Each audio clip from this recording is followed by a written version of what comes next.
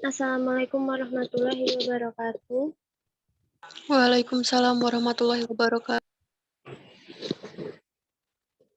Kami dari kelompok 6 yang beranggotakan Rasalina Eka Putri, Aisyah Nur Khalifatul Jannah, Hanifah Miftahul Jannah, Muhammad Rizky Robani akan mempresentasikan tugas PTI yang membahas mengenai implementasi IT berbasis cloud dan fiturnya, khususnya dalam pendidikan agama Islam. Yang pertama, pembelajaran blended learning. Pendidikan agama Islam memiliki peran yang sangat signifikan dalam mewujudkan cita-cita nasional. Pembelajaran blended learning pada mata kuliah pendidikan agama Islam merupakan salah satu upaya yang dilakukan dalam mengembangkan media pembelajaran serta proses pembelajaran PAI. Ada pula tujuan penelitian ini adalah mengkaji bagaimana desain model pembelajaran blended learning pada mata kuliah PAI dengan mengacu kepada kurikulum PAI di PTU. Hasil dari penelitian itu menunjukkan bahwa satu, pembelajaran blended learning akan efektif ketika didesain dengan perencanaan serta menggunakan berbagai macam media yang membuat lebih inovatif dalam pembelajaran. Dua, pada pelaksanaan pembelajaran kombinasi blended learning dengan metode sinkronus dan asinkronus membuat interaksi belajar mahasiswa lebih antusias. Yang ketiga, pembelajaran PAI berbasis psikologi secara keseluruhan mendapat respon yang positif dari mahasiswa sebagai sebuah inovasi baru dalam pembelajaran PAI di era digital.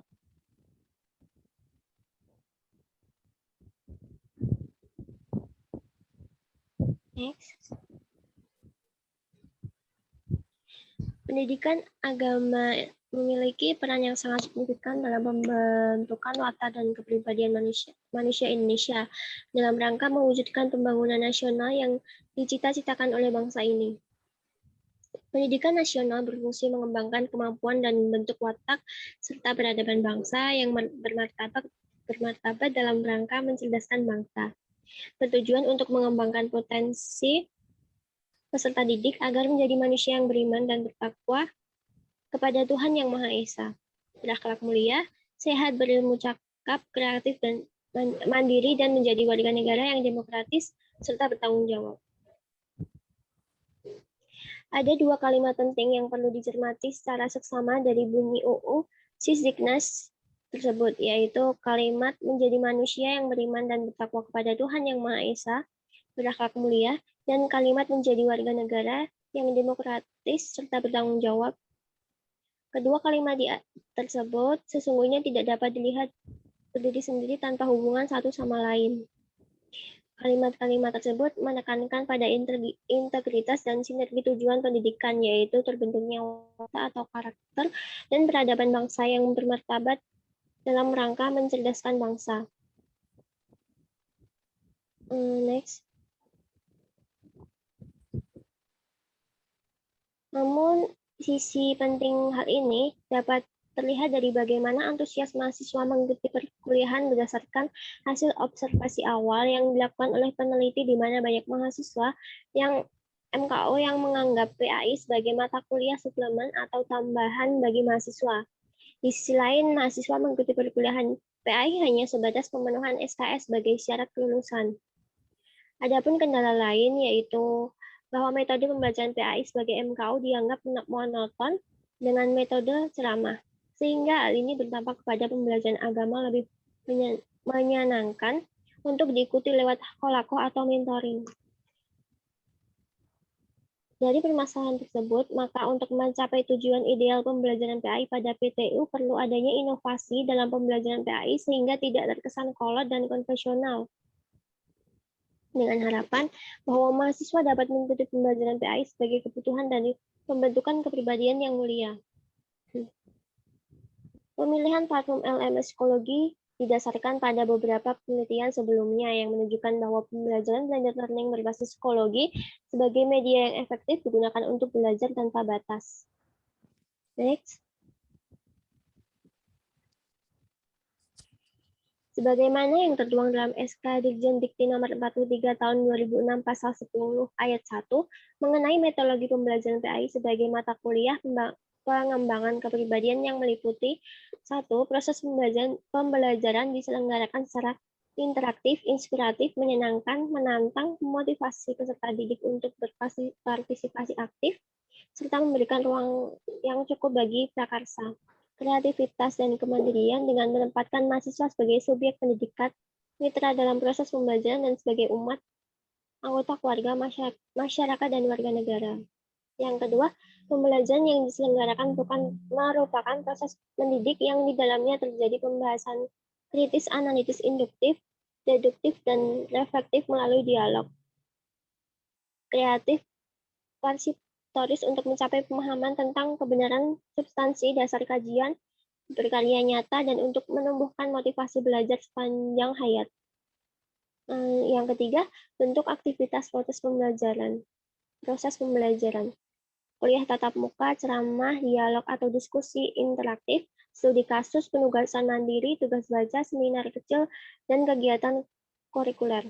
4. Motivasi, menumbuhkan kesadaran bahwa pembelajaran pengembangan kepribadian merupakan kebutuhan hidup untuk dapat eksis dalam masyarakat global. Disinilah pentingnya dikembangkan model pembelajaran blended learning pada PAI, di mana sumber-sumber belajar digital memberikan kontribusi positif dalam memberi percepatan dalam pengembangan inovasi serta metode pembelajaran.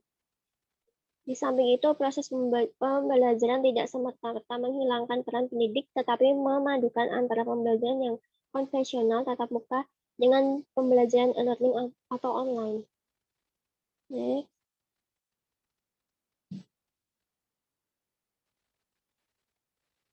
Urgensi penelitian ini bagaimana pengembangan model pembelajaran PAI yang selama ini didominasi dengan model ceramah dapat menyesuaikan dengan perkembangan zaman sebagai mana kecakapan yang dibutuhkan di era globalisasi industri. Dibutuhkan inovasi dalam proses pembelajaran sehingga dapat membekali peserta didik dengan berbagai kompetensi di era 21 yang berupa problem solving, komunikasi, berpikir kritis, serta mampu berkolaborasi. Salah satunya adalah pengintegrasian pembelajaran dengan menggunakan ICT atau Suasana Maharta, Nyeneng, dan Wahyuni 2017. Salah satu kelebihan dengan model blended dari penelitian sebelumnya adanya beberapa peningkatan hasil belajar siswa. Dalam konteks ini, memberikan gambaran kepada mahasiswa bahwa pembelajaran PAI tidak selalu dengan pendekatan yang konvensional sehingga image PAI sebagai mata kuliah suplementer dapat dielakkan.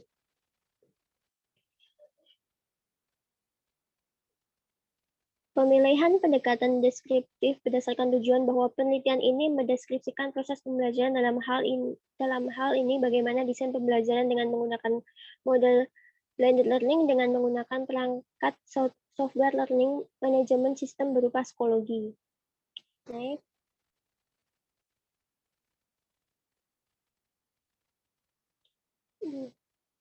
Dan penelitian ini berdasarkan hasil implementasi penerapan pembelajaran blended learning pada mata kuliah PAI-MKU di UNJ. Pengambilan data dilakukan lewat observasi partisipan serta wawancara terbuka dengan mahasiswa yang mengikuti perkuliahan. Observasi partisipasi adalah observasi yang dilakukan peneliti yang ikut serta dalam kegiatan yang dilakukan oleh observan. Terdapat keuntungan yang diperoleh dari observasi partisipasif ini, yaitu observan akan bertingkah laku secara wajar dan tidak dibuat-buat. Karena mereka tidak merasa sedang diamati, karena peneliti ikut ambil bagian dalam kegiatan yang sedang berlangsung secara bersama-sama. Proses wawancara dilakukan secara langsung dalam perkuliahan maupun dilakukan secara kolektif dan dengan menggunakan layanan komen yang terdapat pada psikologi. Pertanyaan wawancara lebih menitik beratkan bagaimana penggunaan atau respon terhadap pembelajaran dengan model blended learning. Bentuk evaluasi dilakukan berdasarkan hasil belajar siswa selama mengikuti perkuliahan secara online serta respon mahasiswa melalui wawancara. Selanjutnya akan disampaikan oleh Mbak Anifah tentang materi yang lebih dalam lagi.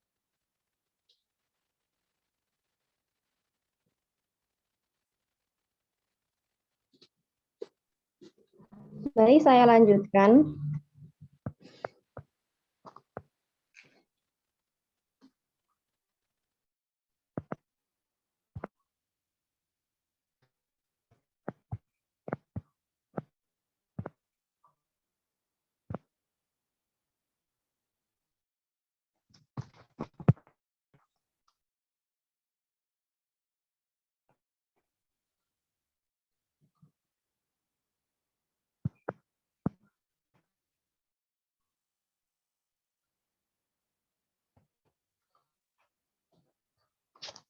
Hasil penelitian dan pembahasan. Model pembelajaran blended learning memerlukan media yang cocok dalam proses pembelajaran.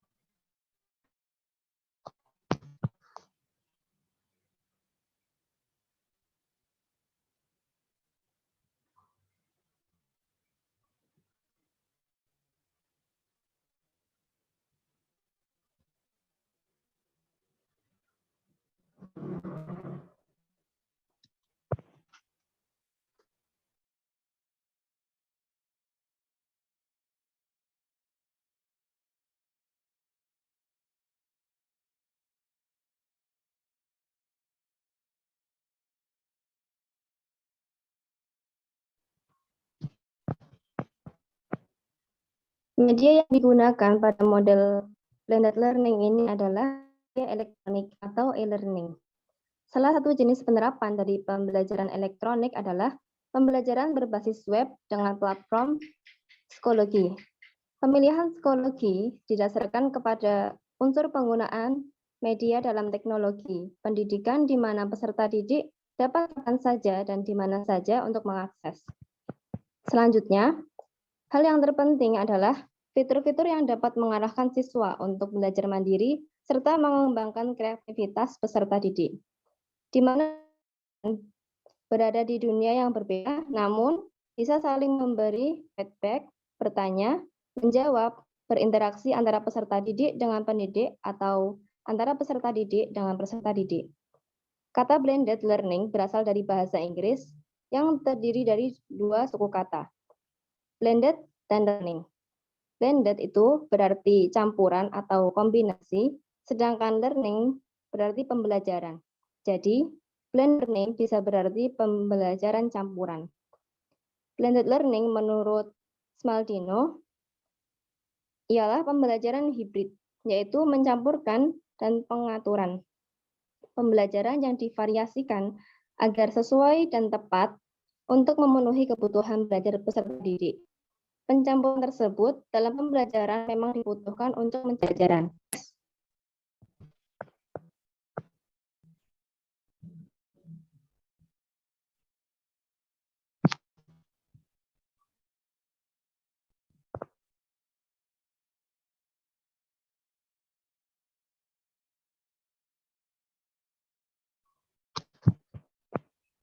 Sejalan dengan Smaldino, menurut Graham, mendefinisikan bahwa blended learning adalah sebuah sistem yang mengkombinasikan pembelajaran tatap muka dan pembelajaran berbantuan komputer dengan mengintegrasikan penggunaan media berbasis komputer untuk membantu penyampaian materi ajar.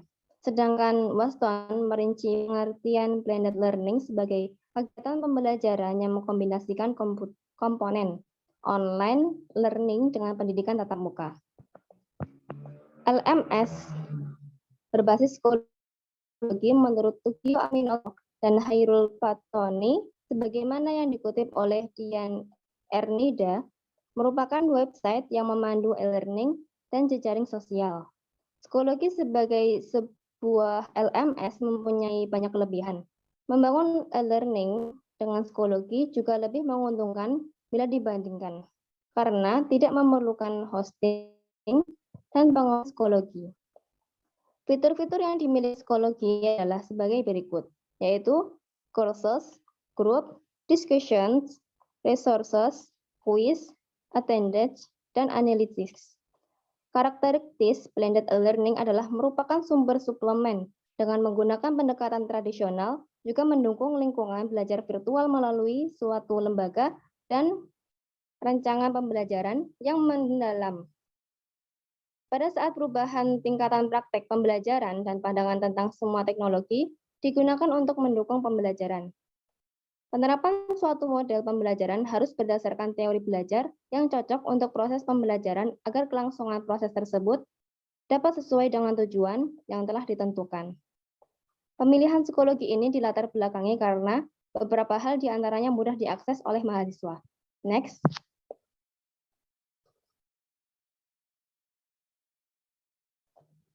Fitur yang lengkap dapat membantu proses pembelajaran dengan berbagai macam media. Aktivitas kegiatan dapat dipantau dengan adanya group discussions serta analisis dan presensi mahasiswa.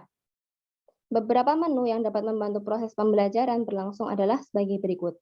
Menu-menu yang terdapat dalam aplikasi psikologi antara lain yaitu 1. Kursus.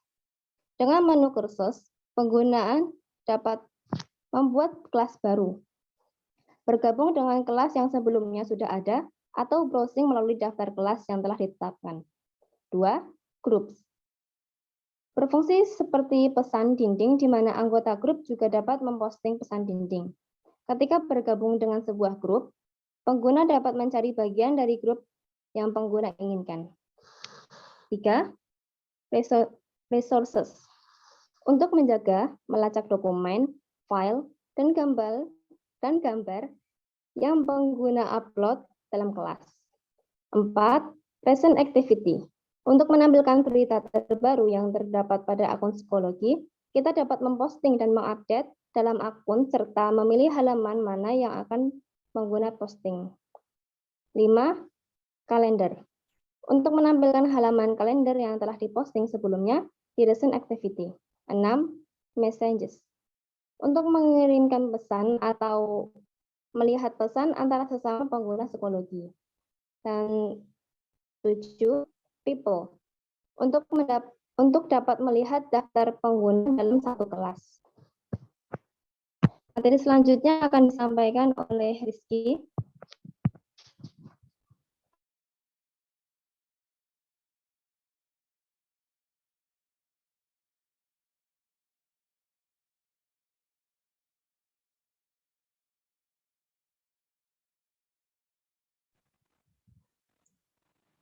Iya, perencanaan pembelajaran blended berbasis psikologi pada mata kuliah PAI.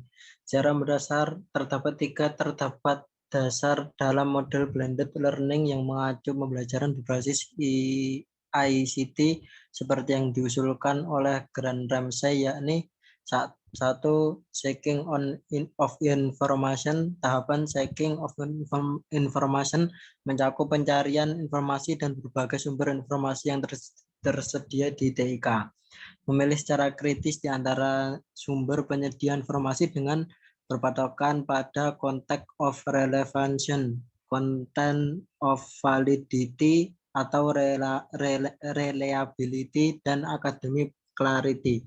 Pengajar berperan sebagai pakar yang dapat memberikan masukan dan nasihat guna membatasi pembelajaran dari tumpukan informasi potensial dalam TIK. 2. Acquisition of information.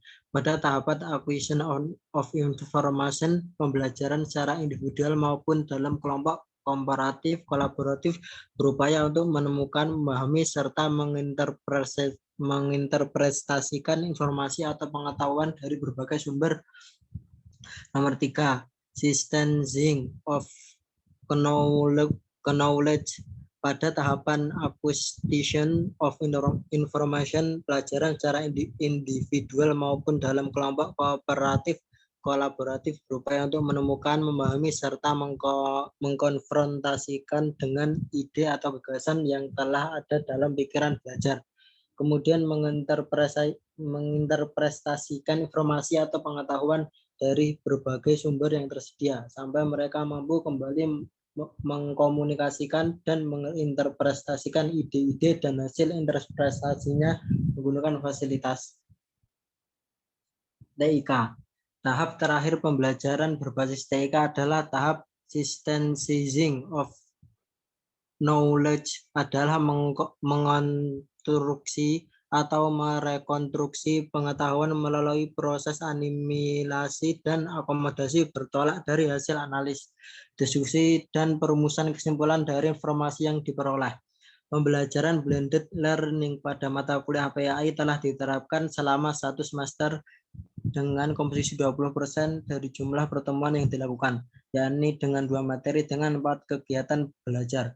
Materi yang dipilihkan adalah bagaimana manusia bertuhan dan bagaimana pribumisasi Islam. Desain perencanaan pembelajaran pada penelitian ini menggunakan model blended learning dengan pendekatan konstruktif. Adapun perencanaan pembelajaran mencakup analisis kebutuhan yang dilakukan dengan wawancara kepada mahasiswa yang belajar PAI pada awal pertemuan. Dari beberapa data diperoleh bahwa pembelajaran PAI yang selama ini dilakukan di perguruan tinggi masih didominasi oleh pendekatan konvensional. Ide utama objek pembelajaran atau learning object adalah untuk memecah materi ajar menjadi penggalan-penggalan materi kecil yang dapat digunakan dalam berbagai lingkungan belajar. Dalam mata kuliah PAI, pembelajaran dilakukan melalui 3 kegiatan pembelajaran, yaitu mempelajari materi, memperdalam materi, dan mengukur materi. Materi pembelajaran yang diberikan kepada mata kuliah PAI dengan menggunakan berbagai media seperti teks, PDF, docs, presentasi, PPT, PowerPoint atau PowerPoint, PACE, video, dan lain sebagainya. Untuk memperdalam materi objek pembelajaran yang dibutuhkan adalah jenis objek pembelajaran yang dapat memfasilitasi interaksi antara peserta didik dengan instruksi atau narasumber. Dalam hari ini secara maya atau virtual, yang termasuk objek pembelajaran jenis ini antara lain laman web, HTML, laman chatting, dan grup discussion. Untuk mengukur penguasaan materi dapat menggunakan objek pembelajaran yang memiliki fitur latihan seperti yang dapat dikerjakan kapan saja atau fitur tes sumatif atau kuis seperti terdapat di LMS Schoology yang hanya dapat dikerjakan pada waktu tertentu dengan lama waktu pengerjaan yang tertentu pula. Pemetaan program adalah proses pemetaan komponen-komponen dalam bahan ajar berbasis web dan strategi atau prosedur yang akan digunakan bersama bahan tersebut untuk mencapai kompetensi belajar yang diharapkan. Hasilnya adalah peta program yang menjelaskan serangkaian objek pemberian yang sudah tertata dan terorganisasi secara berurutan sesuai dengan urutan belajar yang dirancang serta strategi belajar interaksi antara objek belajar tersebut antara objek pembelajaran dengan peserta didik yang belajar dan antara objek pembelajaran mahasiswa dan sumber belajar lainnya.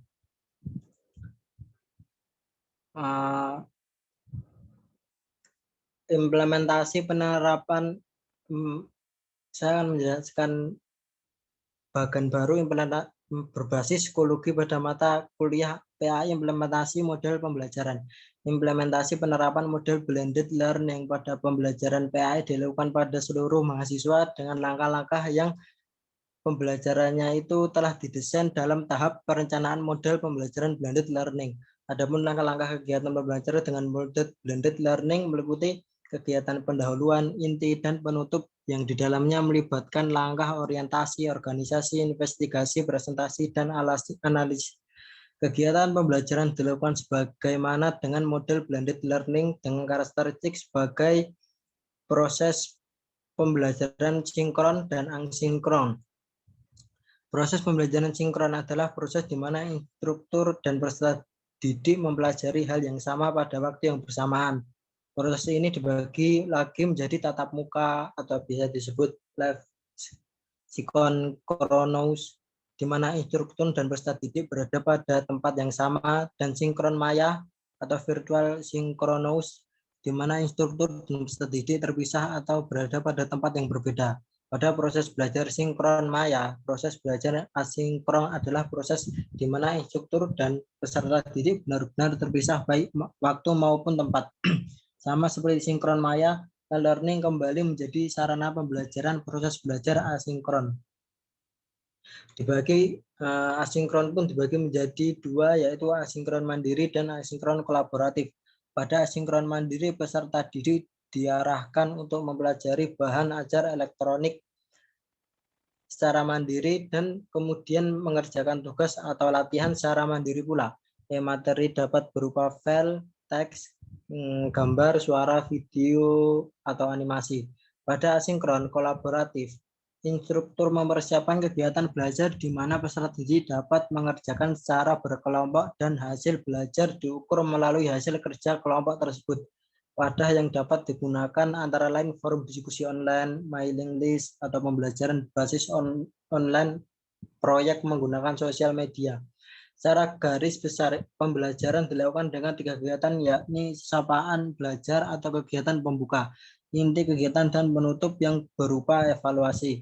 Kegiatan inti dimulai dengan langkah orientasi di mana kedua belah pihak melakukan login di psikologi untuk mengakses pembelajaran online dan mengenalkan materi. Selanjutnya, dosen menyapa mahasiswa dengan mengikuti sekaligus mengecek kehadiran mahasiswa dengan melakukan absensi online dengan menggunakan aplikasi Zuhu. Absensi dilakukan selama 15 menit. Setelah semuanya selesai, masing-masing mahasiswa diberikan akses untuk dapat membaca materi dalam bentuk file PDF, PPT, dan video yang membuat berbagai macam hyperlink. Setelah masing-masing mahasiswa mendapatkan materi, diminta untuk menganalisis sebuah video serta memasukkan analisis tersebut dalam sebuah kolom komentar, di mana masing-masing mahasiswa diwajibkan untuk mengomentari hasil analisis temannya. Pada sesi ini terbuka untuk mereka dapat berdiskusi satu sama lain, menyanggah, dan lain-lain. Untuk materi selanjutnya, saya serahkan kepada Mbak Aisyah. Baiklah, materi selanjutnya akan saya sampaikan.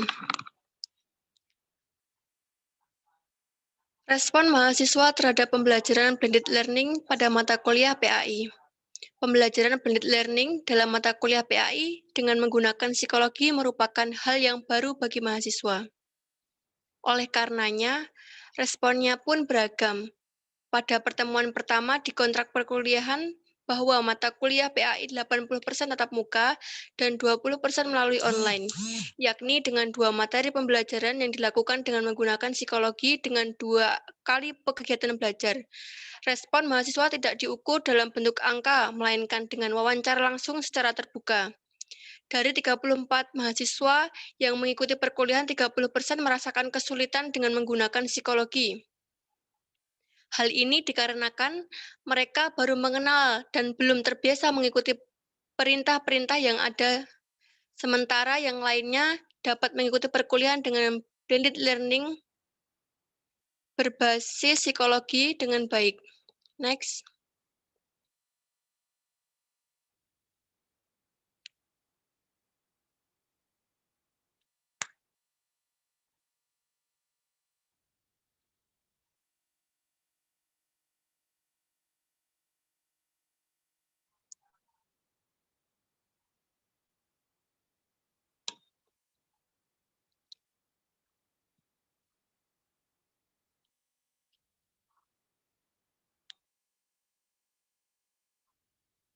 Dari jumlah mahasiswa sebanyak 34 mahasiswa, 32 mahasiswa yang telah memposting kegiatan pembelajaran.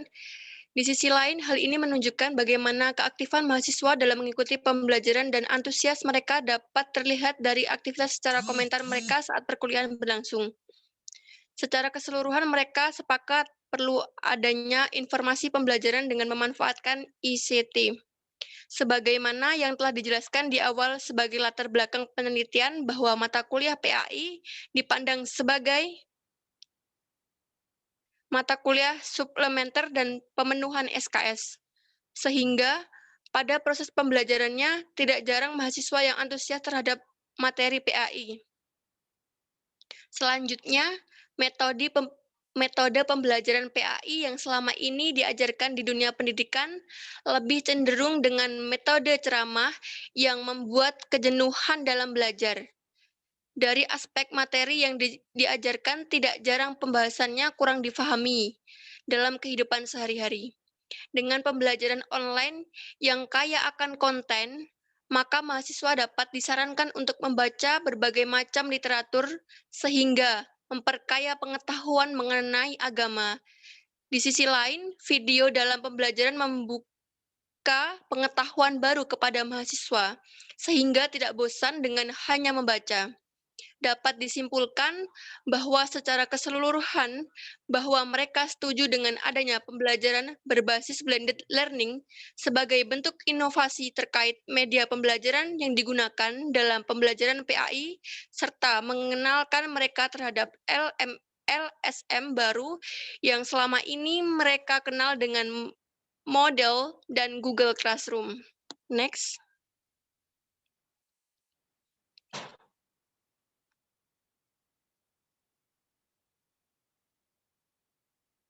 Interaksi yang terjadi dalam pembelajaran blended dapat menunjang perubahan kognitif yang terjadi pada mahasiswa. Hal ini ditunjukkan saat dilakukan diskusi online. Antar mahasiswa satu dengan yang lain akan saling bertukar pikiran untuk menyelesaikan pertanyaan. Kegiatan diskusi tersebut secara tidak langsung memfasilitasi mahasiswa untuk mengkonstruksi pengetahuannya sendiri. Pertukaran pikiran ini akan membentuk pemahaman tentang materi yang mereka bahas sehingga akan terjadi perubahan kognitif pada mahasiswa. Saat melakukan diskusi online, tampak beberapa mahasiswa memberikan jawaban atas soal yang diberikan pengajar dengan memberikan link alamat web lain yang mereka cari sendiri sebagai alternatif pengetahuan tambahan untuk menyelesaikan soal. Hal ini berarti mereka juga mencari sumber pengetahuan tambahan lain sumber belajar yang diberikan pengajar. Berdasarkan hal tersebut, tampak bahwa konstruksi pemahaman mahasiswa atau perubahan kognitif yang terjadi saat pembelajaran model blended learning terjadi saat mahasiswa melakukan diskusi online tersebut. Next.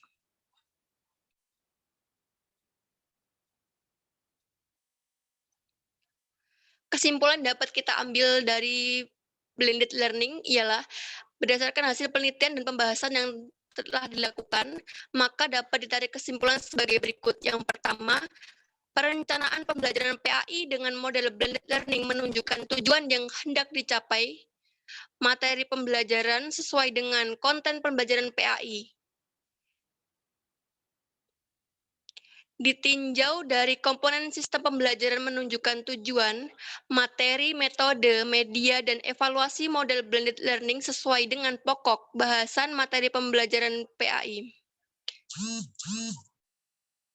Dari kunci model blended learning menunjukkan adanya live event, live-based learning, collaboration, assessment, and performance support learning yang sesuai dengan materi dan kegiatan pembelajaran PAI. Yang kedua, model pembelajaran blended learning dapat diimplementasikan sesuai perencanaan pembelajaran yang mengkombinasikan pembelajaran sinkronus yang asinkronus. Adapun implementasi model pembelajaran blended learning sesuai dengan proportion of college delivered online tipe kelas blended atau hybrid dengan adanya kombinasi pembelajaran tatap muka dan online. Implementasi model pembelajaran blended learning pada kegiatan pembelajaran dilakukan dengan sebagai kegiatan inti di mana konsepnya mahasiswa learning by self. Peran dosen sebagai fasilitator. Dan yang ketiga, pembelajaran dengan model blended learning secara keseluruhan mendapat respon positif di mana mahasiswa dapat mengakses berbagai materi secara online. Sesuai dengan instruksi yang telah tersedia, mahasiswa dapat belajar secara mandiri dan berkolaborasi. Respon umum mahasiswa secara mayoritas perlu adanya model pembelajaran. Next.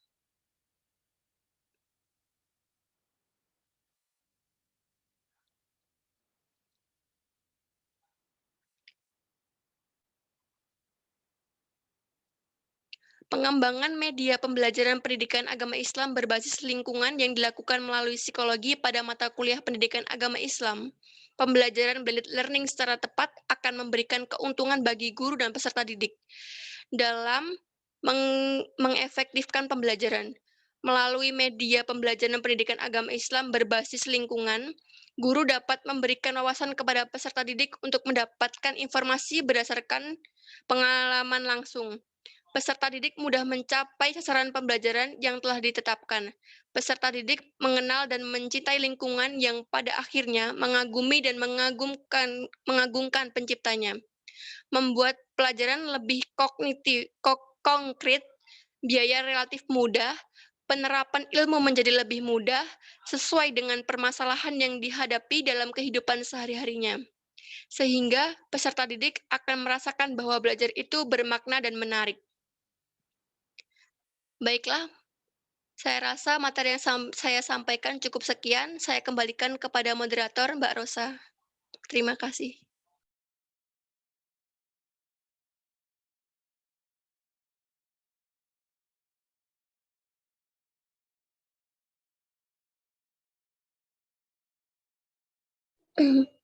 Baik, terima kasih untuk semuanya. Mungkin itu saja yang dapat kita sampaikan. Kurang lebihnya kami mohon maaf. Wassalamualaikum warahmatullahi wabarakatuh.